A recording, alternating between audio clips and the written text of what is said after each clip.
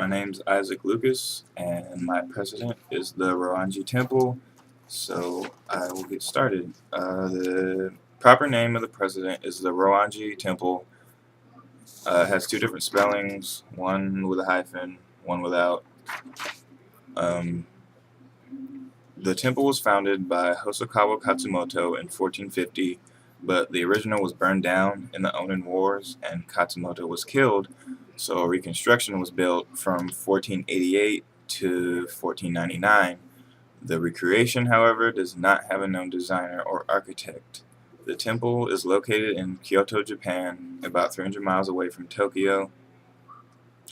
It's a significant piece of architecture, mainly because it was one of the first areas constructed that was, and still is, meant to signify peace and tranquility.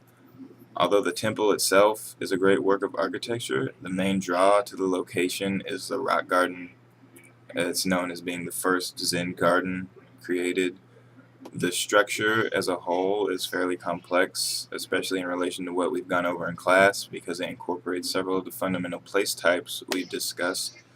The interior of the building itself is similar to a traditional Japanese-style building, which would generally be described as a path type. The hallways of the building have a designated path, but the sliding doors on either side give the area a sense that all the rooms are connected and it's easier to discover new areas, almost as if the doors aren't even there. The exterior of the building has many traits similar to a commons area. There's vegetation all around the building, and it's very open area. It may not be the ideal commons area for people because there are few pathways and places for people to congregate, but for animals and other aspects of nature, it could be a very great common location because of the dense plant life. It provides shelter, even though there's no man-made structures around.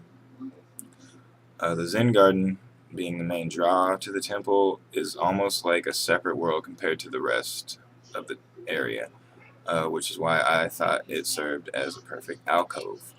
The size of the garden and the lack of roof give it the feeling that it's exposed to the world, but the form and the walls surrounding it allow people to realize that it's still a secluded space and that the garden's meant to be its own separate world.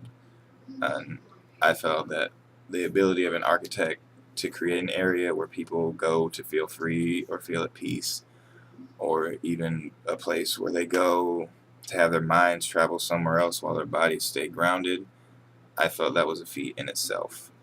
Here are pictures of the temple, of the Zen garden.